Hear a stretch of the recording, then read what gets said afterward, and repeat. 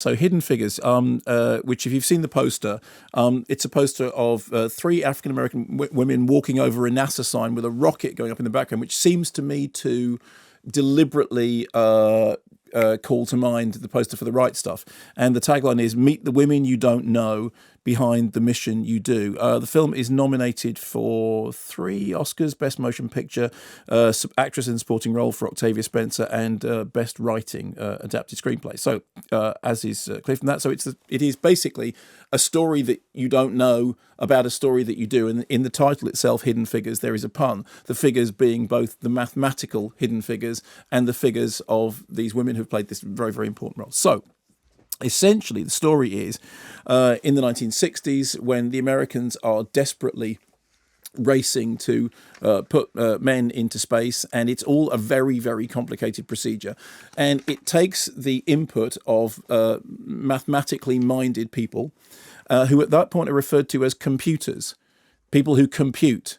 Oh, so, okay. yeah, so if you are a computer, so a computer is a person. Yeah, which is nice sort of historical detail. So the film has Octavia Spencer as Dorothy Vaughan, Taraji P. Henson as Katherine Johnson, Janelle Monáe, who is also, of course, in Moonlight, which we're going to refer to later on, as Mary Jackson.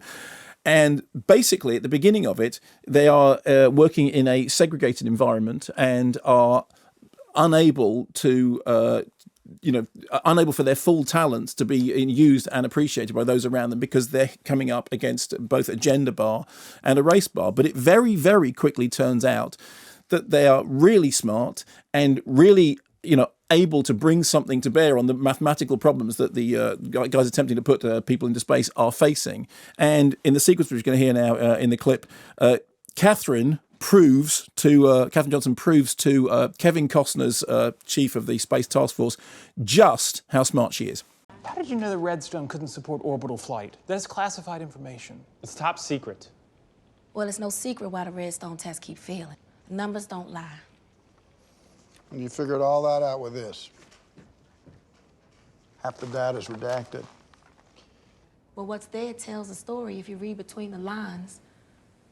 You did the math. Yes, sir.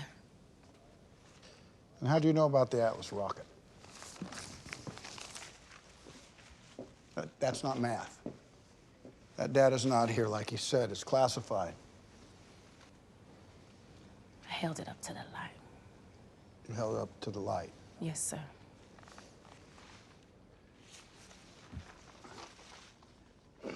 Well, there it is.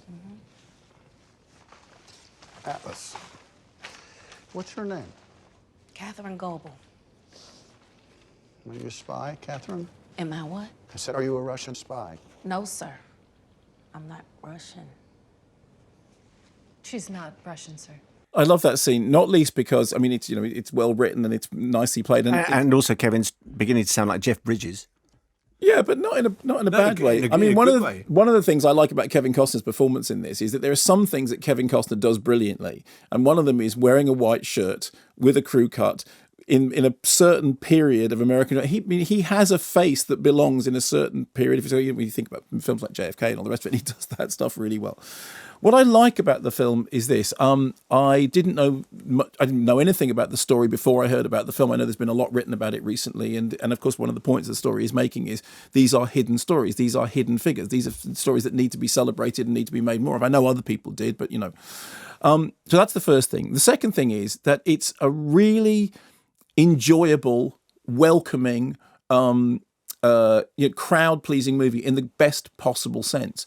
It's a film which is telling its story in a way that wants you to engage. So it's not in any way shy of using sort of, cinematic language that is, some people might say is cliched, some people might say is contrived, some people might say is sentimental. It's not against it, but it does it really well.